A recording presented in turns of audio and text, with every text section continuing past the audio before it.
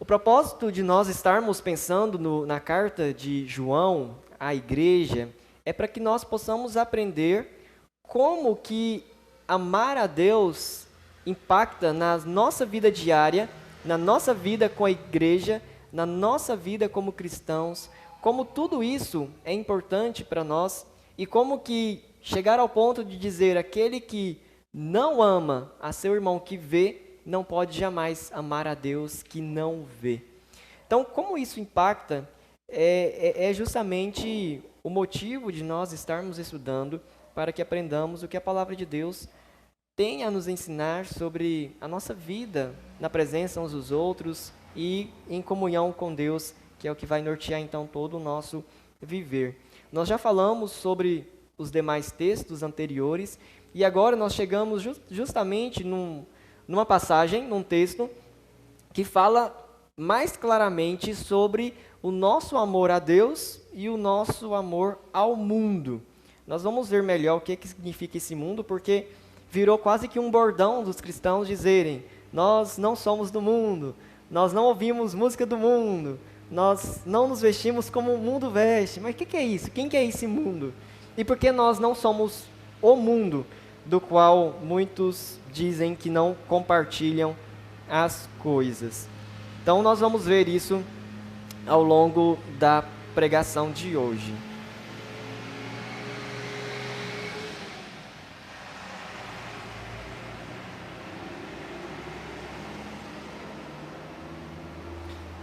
Quando nós pensamos no amor, a Bíblia nunca vai nos ensinar o amor que nós muitas vezes defendemos no dia a dia. A gente tem o costume de dizer que o nosso amor ele é sentimental, é o que eu sinto. Nós temos também o costume de dizer que ele é subjetivo, ou seja, não tem como mostrar que eu amo ou não amo, só eu sei, só eu que sinto. E muitas vezes ele é teatral, porque nós demonstramos amar quando na verdade nós não amamos. E o pressuposto, o fundamento do amor, como diz próprio João, lá no capítulo 14, versículo 21, dizendo, é claro, por boca de Jesus Cristo, é que o amor de Deus, o nosso amor por Deus, ele é demonstrado através da nossa obediência ou não à sua palavra. Então, diferente do amor sentimental, subjetivo e teatral, a Bíblia nos ensina que o amor ele é volitivo, ou seja, é uma decisão. Eu decido amar a minha esposa, eu decido amar o meu esposo. É claro, eu decido amar a Deus a partir do momento que o Espírito Santo transforma o meu coração. Então, eu não apenas sinto amor, mas, nossa, eu quero amar Cristo com todas as minhas forças, com todo o meu entendimento. Eu quero amá-lo. Como nós falamos hoje pela manhã, se eu conheço a Cristo, eu o amo cada vez mais porque eu vou conhecer as perfeições de Cristo. É claro que nós não vamos conseguir até a volta dele conhecê-lo 100%, mas quanto mais nós conhecemos a Cristo, mais amamos a Cristo, mais adoradores nós nos tornamos, porque conhecemos, como nós dissemos pela manhã, o objeto da nossa fé. Quando você para de conhecer a pessoa que você ama, o seu marido, a sua esposa, o seu amigo, a sua amiga, o amor também vai diminuindo. Isso é muito claro quando, por exemplo, nós mudamos de cidade e os nossos amigos ficam para trás, né? Os irmãos que nasceram aí em cidades diferentes da cidade de Itapaci, os amigos que marcaram a nossa infância, que brincamos juntos, hoje está lá, às vezes na mesma cidade, às vezes em outra, mas não na mesma cidade que nós estamos no presente. E dizemos, não, ainda é meu amigo, mas nós não conhecemos tão bem como conhecíamos antes. Talvez se a gente for com o mesmo pensamento, não, fulano é desse jeito, chega lá, às vezes a gente assusta. Não, fulano não é mais daquele jeito. Por quê? Porque nós não acompanhamos.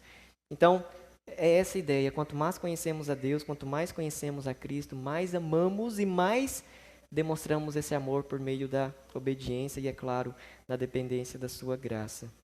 O amor, então, aqui que João vai falar, vai ser justamente esse. O amor pelo mundo não é nossa, eu gosto do mundo, eu acho o mundo interessante. mas é o mesmo amor que nós teríamos para com Deus, nós temos para com o mundo. Então, a primeira coisa que João vai falar, em primeiro lugar, é sobre o amor pelo mundo, versículo 15. Não ameis o mundo, nem as coisas que há no mundo. O que é o amor para você? Mesmo tendo dito tudo isso, nós temos explicações diferentes para o amor. Mas aqui o amor que João está falando é o amor de aliança, de casamento. Quando você está lá para se comprometer com o seu cônjuge, e aí o padre, o pastor ou o juiz de paz que fez o casamento, ele sempre diz: você promete, você jura amar essa pessoa para sempre, até que a morte você pare? Sim, é claro. Tem uns que é tão apressado que antes de terminar de dizer, sim, é esse amor que João está falando.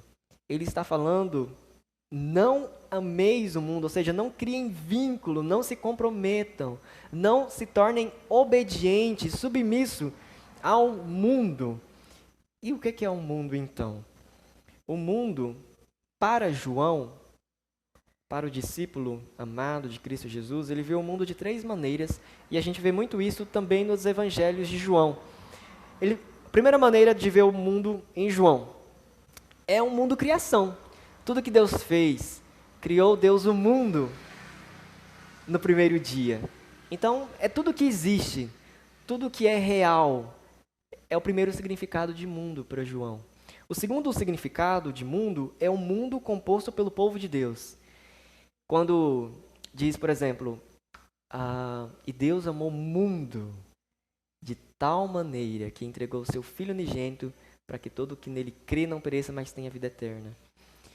O mundo lá não é o mundo todo no sentido de totalidade. Mas lembra quando chegamos em Romanos e que a Bíblia fala que aqueles que Deus chamou, a esse justificou, aos que o justificou, a esse predestinou? Ele está falando do mundo, povo de Deus.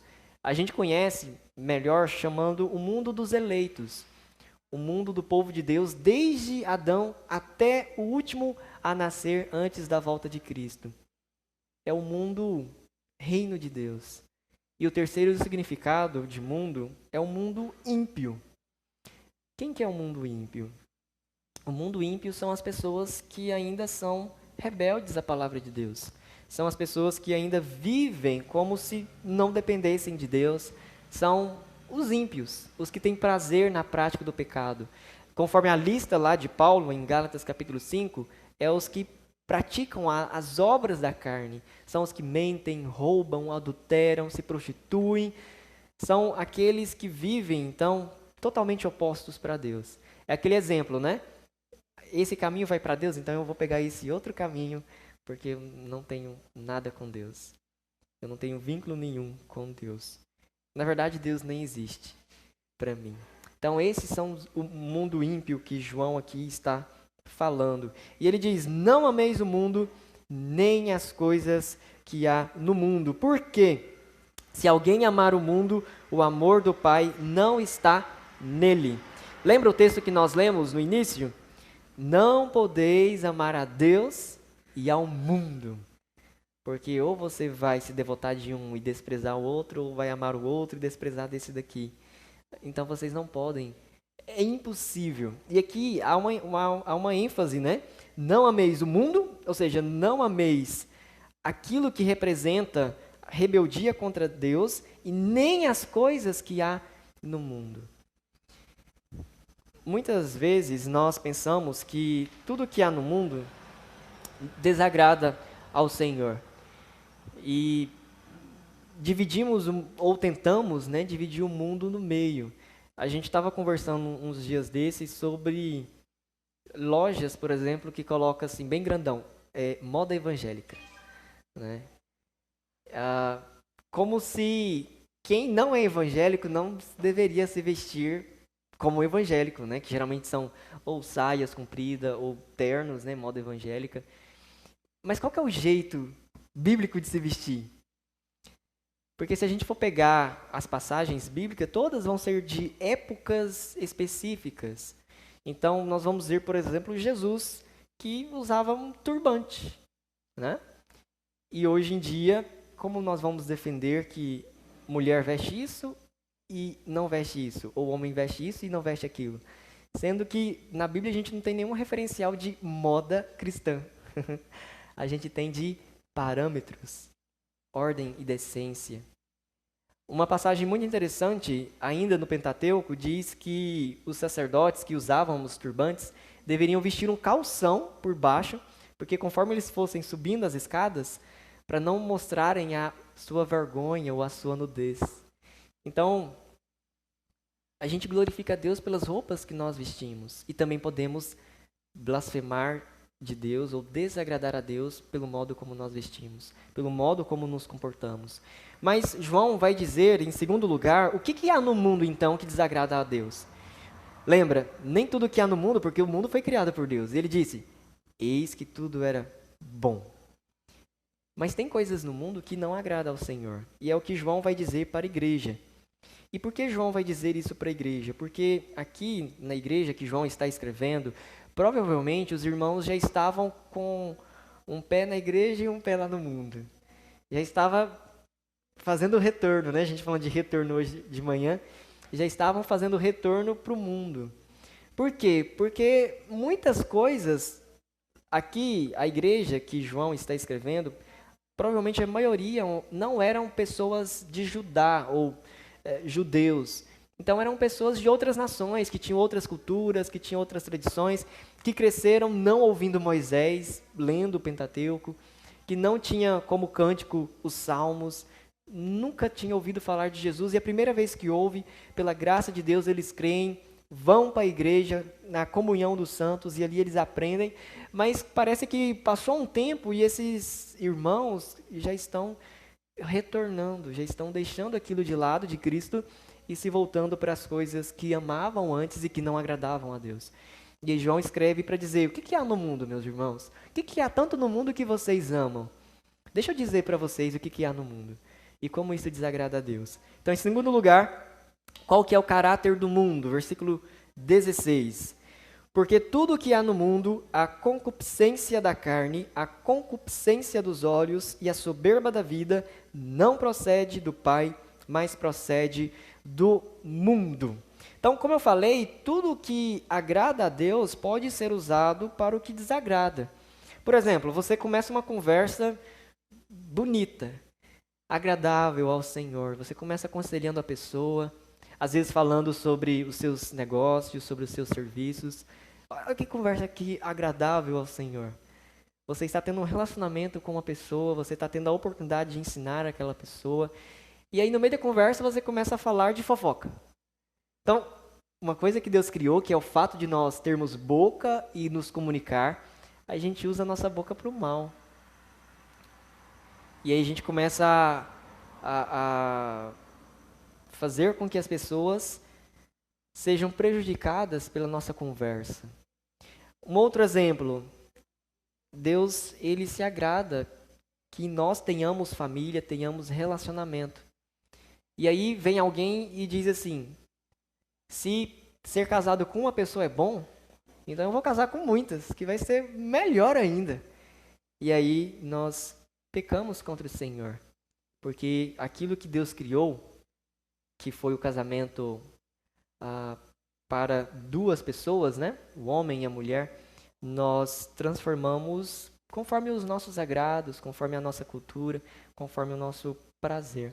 A adoração, por exemplo, estarmos aqui, a Bíblia diz que há prazer no Senhor quando o povo dele se reúne para adorá-lo.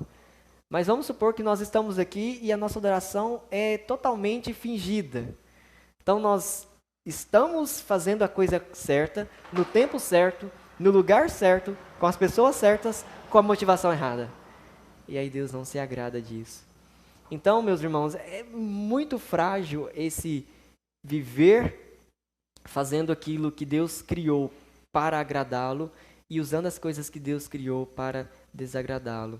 Tem uma música um pouco antiga, de uma dupla sertaneja, que fala justamente sobre, ele vai contando as coisas que Deus abençoou o homem com inteligência para fazer e como os homens pegaram isso e transformaram para o mal. Né? Uma parte assim bem marcante que essa dupla sertaneja canta, e Deus deu a eles sabedoria para criar o avião, mas eles usaram o avião para derrubar bomba e matar pessoas. Em vez de levar a paz, em vez de levar esperança, eles levaram destruição. Então,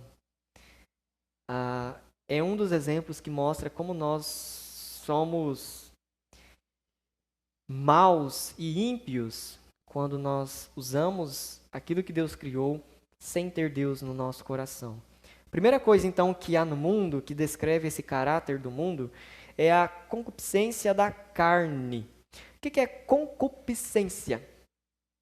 Concupiscência é um forte desejo. Sabe quando você já ouviu aquela expressão assim, fulano está fissurado? Pode ser descrito como concupiscência. A pessoa tem um desejo ardente, a pessoa tá cega, né? Quando a gente fala assim, não, a pessoa tá cega, não tá vendo mais nada. Ela focou tanto naquilo que tá cega. Acabou. Ninguém tira ela mais do caminho, ninguém mais consegue convencê-la do contrário. Então, concupiscência é isso, um forte desejo, um desejo ardente. Mas aqui fala concupiscência da carne. Se a gente abrir lá em Romanos, capítulo 12, versículo 14, Paulo vai falar que a carne, assim como o nosso corpo, né? A carne também é símbolo de pecado e de uma vida no pecado. Então, a primeira característica do caráter desse mundo ímpio é que o que há no mundo, em primeiro lugar, é um forte, um intenso desejo pela prática do pecado. Por isso que ele fala que o amor do Pai não está nele. Ou lá no final, versículo 16, não procede do Pai. Então, em vez de ser um forte desejo por amar a Deus, por viver uma vida santa, é um forte desejo pela prática do pecado. É aquela pessoa que conta vantagem, vai conversar com você, nossa, eu enganei uma pessoa hoje e ganhei muito em cima dela, ó. Fulano, mas tá errado, não. Mas a vida é assim, a vida é dos que são mais espertos, né? Então, a primeira característica é, o que há no mundo é um forte desejo pela prática do pecado. Segunda característica, ele vai dizer que é a concupiscência dos olhos. Novamente, né? A concupiscência entra aí como um forte desejo, e os olhos, conforme diz Cristo, lá no capítulo 6 de Mateus, versículo 22 e 23, Jesus vai falar que os nossos olhos são a candeia do nosso corpo. Se os nossos olhos forem bons, todo o nosso corpo será luz.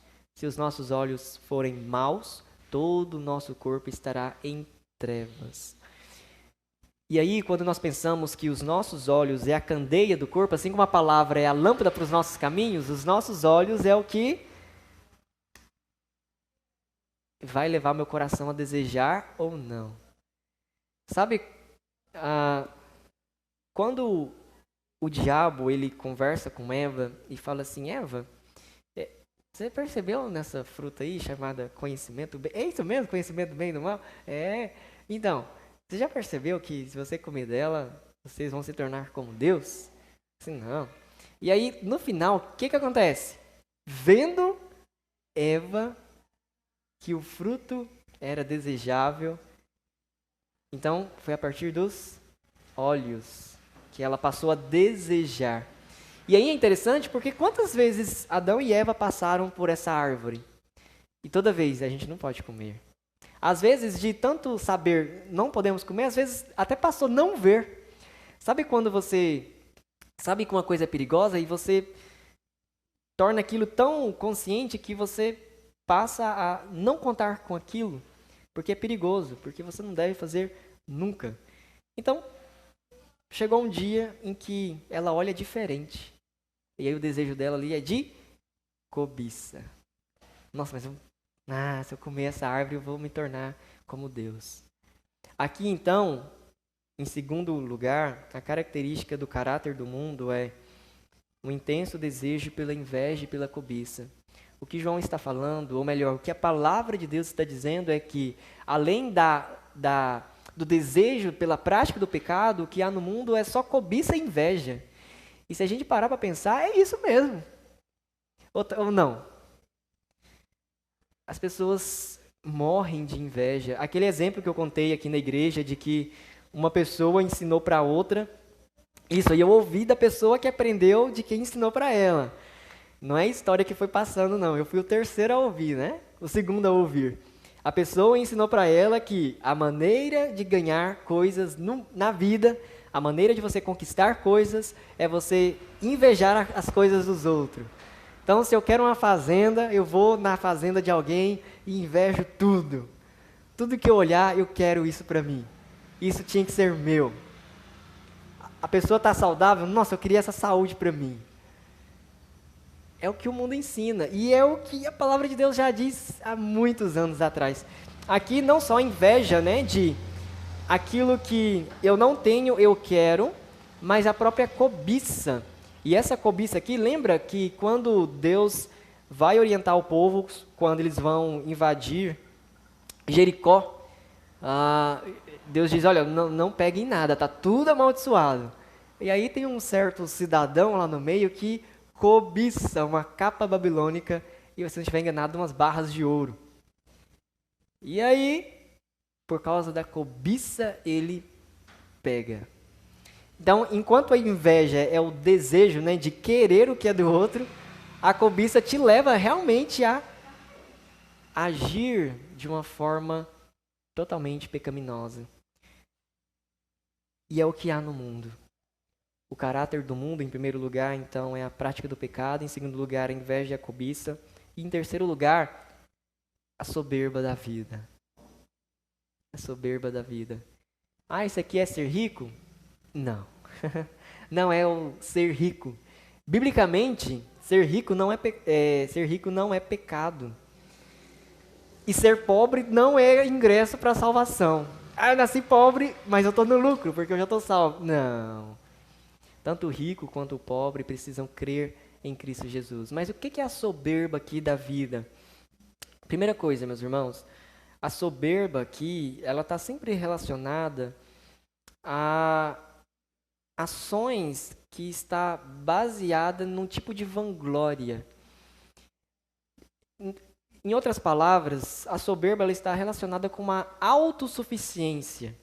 Mas a autossuficiência da vida, a vida aqui não é o viver, mas aqui é seria a providência que nos faz sobrevivermos. Em outras palavras, a soberba da vida é a crença de que tudo pode ser resolvido pelo dinheiro. O que há no mundo, a terceira característica é, para o mundo ímpio, para as pessoas ímpias, tudo na vida pode ser resolvido com base no dinheiro, com base nas finanças, com base no patrimônio, com base no que elas têm. Elas creem nisso. As pessoas ímpias creem nisso. O mundo ímpio crê nisso. E é interessante porque Paulo escreve para Timóteo, dizer para a igreja, lá em 1 Timóteo 6,17, ensine, exorte aos ricos do presente século que não depositeis a vossa confiança, a vossa segurança na instabilidade das riquezas. Entendeu? Exorte os ricos do presente século para que não depositem a confiança nas riquezas. Isso aqui está falando para os crentes, para os cristãos, para os ouvintes que estavam ali na igreja ouvindo a pregação da palavra de Deus. Quando a gente estuda a questão das finanças, a gente vê o quanto que tudo é frágil. Eu acho muito interessante eles falarem que no mundo dos investimentos, o investimento mais seguro é o investimento que você faz para o governo federal, né, que nós conhecemos como Tesouro Direto, né, que tem lá várias categorias. Então, se você vai emprestar o dinheiro, qual que é a pessoa mais confiável que vai te pagar? O governo. Mas o confiável não é a ponto de que é 100%. O governo pode te dar o cano, mas dentre todas as pessoas, todas as empresas que você pode investir o seu dinheiro, o governo é o mais seguro dentre eles. E aí, meus irmãos, Deus pode permitir que isso aconteça. Alguma pessoa da igreja, algum servo do Senhor tem lá muitos milhões de reais e fala assim, então a Bíblia fala para eu não confiar na riqueza, na segurança da riqueza, mas eu vou confiar. Eu vou procurar o investimento mais seguro. Ele investe todos os seus milhões lá e aí depois de um ano muda o governo. Não é uma referência a mudar ou permanecer no cargo, só um exemplo. Muda o governo, permanece o mesmo governo, e aí o governo diz, não vamos pagar ninguém. E aí aquela pessoa que era rica, que achava que ia resolver tudo na igreja, porque ela tinha dinheiro, acabou. Tem uma passagem nos evangelhos de um certo homem que certo dia, depois de plantar e chegar a época de colher, ele colhe muito. Deus abençoa ele de tal maneira que ele colhe tamanha quantidade que ele tem que construir novos celeiros para armazenar o cereal e tudo aquilo que ele colheu. E aí a Bíblia diz, eu fico imaginando, ele provavelmente sentou-se na varanda da casa dele, espichou as pernas, pensou assim, agora minha vida está garantida. E aí Jesus fala assim, louco, esta noite pedirá contas e o que você tem para oferecer? O seu dinheiro não conta no reino dos céus. Então, quais são as 3 coisas que há no mundo? O desejo pela prática do pecado, o desejo pela inveja e cobiça e a crença de que tudo pode ser resolvido com base no seu dinheiro, com base nas finanças. É o que João aqui vai ensinar para a igreja. E ele termina dizendo, versículo 17, ora, o mundo passa bem como a sua concupiscência, aquele, porém, que faz a vontade de Deus permanece eternamente. Em terceiro lugar, então, ele fala sobre o prazo do mundo. Tem muitas coisas na vida que a gente gostaria que fosse para sempre. Quando a gente é criança e a gente mora perto da casa dos avós da gente e tudo, e aí tem sempre uma comidinha que tem um tempero certo, uma temperatura certa, um jeito certo de fazer, e você pensa assim, nossa, isso poderia durar para sempre. E aí as coisas mudam e não continuam como nós gostaríamos que fosse. E aqui João está mostrando para aquela igreja que, para o ímpio, o desejo dele é que a prática do pecado continue para sempre. A pessoa que é corrupta, ela deseja que a corrupção continue para sempre.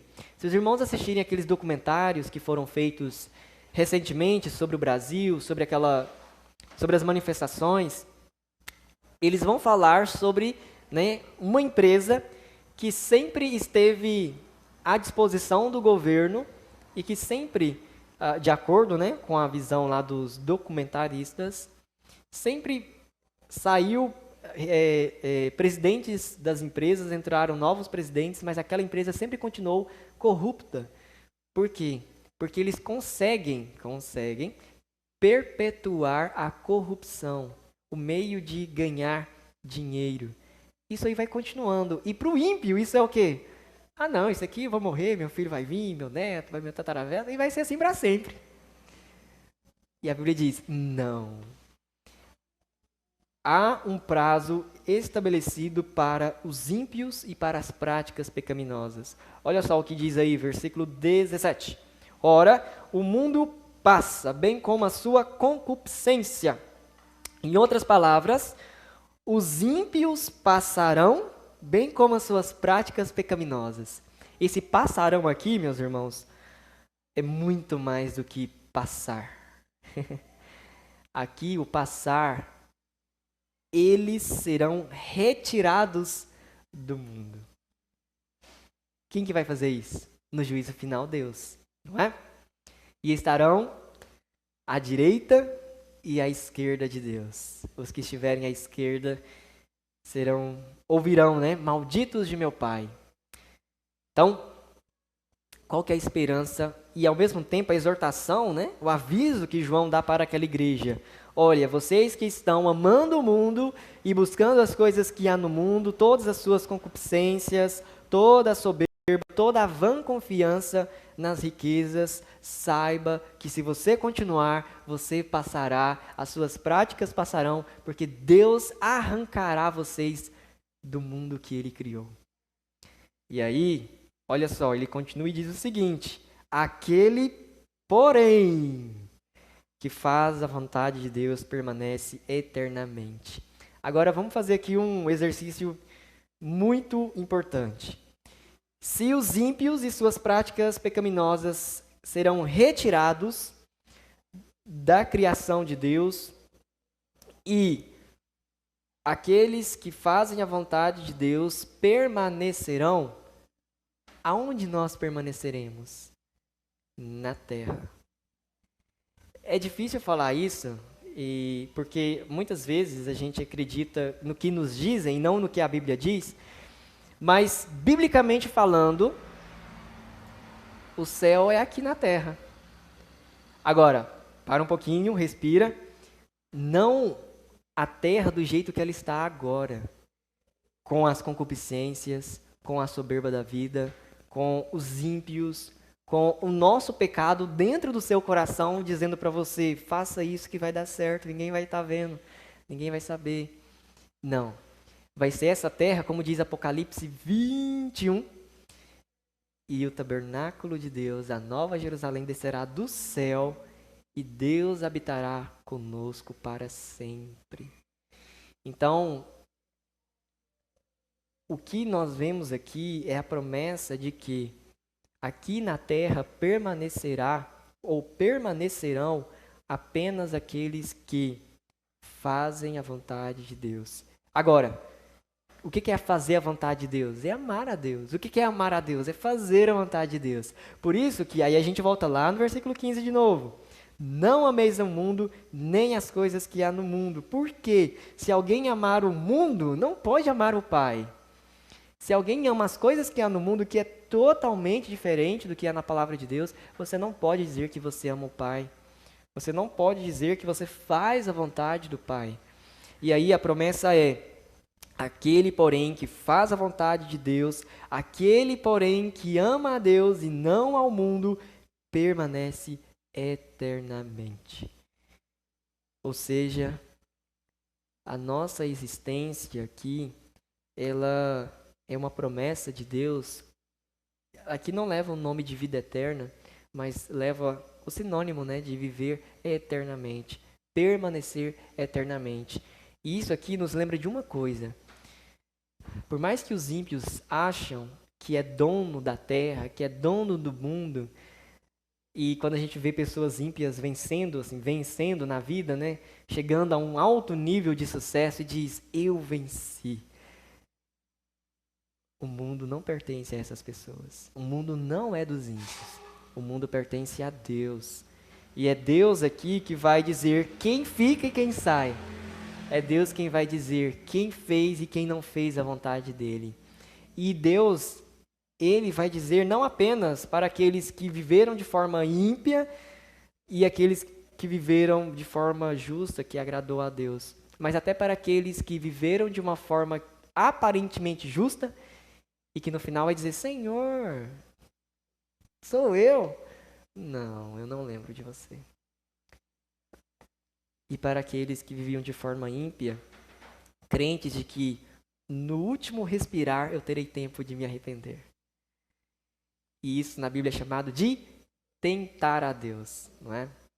Se nós temos tempo de fazer hoje, agora, no presente, não vamos tentar a Deus.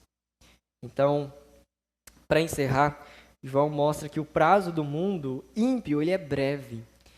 Ele vai ter um ponto final. É o salmo que Asaf escreve. Nossa, eu comecei a olhar para o meu vizinho, comecei a olhar para os meus amigos, para os meus colegas, todo mundo ficando bem sucedido, fazendo suas carreiras progredir, comprando terra, virando aí latifundiários. E eu fiquei extremamente triste Eu quase me desviei do Senhor. Por que ele não desvia? Porque lá ele vai dizer que Deus fez com que ele visse, enxergasse o fim dos ímpios. E ele fala, quando eu atinei para o fim dos ímpios, eu voltei à consciência. Eu, Senhor, me perdoa, porque até eu pensar nisso foi loucura, foi pecado diante do Senhor. Então, o que há no mundo não agrada ao Senhor. Nem os ímpios, nem o que os ímpios praticam. Nada pode agradar ao Senhor. E muitas vezes nós somos tentados a viver como os ímpios. Nós recebemos propostas, nós recebemos convites e as pessoas não nos obrigam, não. É como o diabo, né? É com muito cuidado, com muita educação, te pondo lá em cima, mas você é uma pessoa tão culta, tão importante, relevante. Você poderia fazer parte do nosso meio, poderia ganhar com nós. E ainda orar, a gente vai deixar você orar, né? A gente vai roubar muito, mas a gente vai deixar você orar, pregar o evangelho para nós. Tá tudo bem. Não, não tá tudo bem. Para encerrar então, quais aplicações a gente pode tirar desse texto para nós? Em primeiro lugar, se João está ensinando para a igreja não amar o mundo, nem as coisas que há no mundo, mas amar a Deus, em primeiro lugar, a gente precisa conhecer e amar ao Filho. Lembra, o Filho é a expressão exata do ser, da glória de Deus. Então, se a gente não conhece o Filho, se nós não cremos no Filho, a gente provavelmente está amando o mundo. Porque ou você ama um ou ama o outro. Não é eu amo mais ou menos a Deus, amo mais ou menos o mundo. Não. Ou é um ou é o outro. Então, em primeiro lugar, conheça a Cristo. E nós conhecemos lendo a palavra de Deus. Conheça a Cristo por meio das pregações, por meio das reuniões de oração, por meio do tempo que você tem de oração. A oração nos ensina muito sobre quem é Deus. Nos faz ser humildes, nos faz abaixar as orelhas, né, como algumas pessoas usam essa expressão de obediência. Nos faz nos colocar no lugar certo. Pai nosso que está nos céus, santificado seja o teu nome. Venha a nós o vosso reino, seja feita a tua vontade. A tua vontade. Segundo lugar, nós precisamos desejar, então, viver uma vida de santificação. A vida de santificação, meus irmãos, é uma consequência daquele que creu em Cristo Jesus. Viver em santificação é viver uma vida consagrada ao Senhor. É você entender que você foi tirado do mundo para Deus e enviado para o mundo para ser missionário de Deus. Lembra? Pai, eu não rogo para que os tires do mundo, mas que os proteja. Então a gente está no mundo porque é a vontade de Deus, para que a gente seja luz, para que as pessoas possam ver Cristo através de nós. Nossa, Senhor, mas como que o Senhor está permitindo que eu trabalhe nesse lugar, todo mundo ímpio? Como que o Senhor permitiu que eu contratasse esses funcionários ímpios? Como que o Senhor permite, Senhor, que eu conheça pessoas tão ímpias? É para que você fale do amor de Deus para elas. É para que você apresente a esperança em Cristo Jesus. É para que você, ao pregar o Evangelho, mostre a esperança e o juízo. É para que você mostre que a vida com Deus é a garantia de que permaneceremos e que não seremos retirados. E a Bíblia fala que seremos, não nós, né?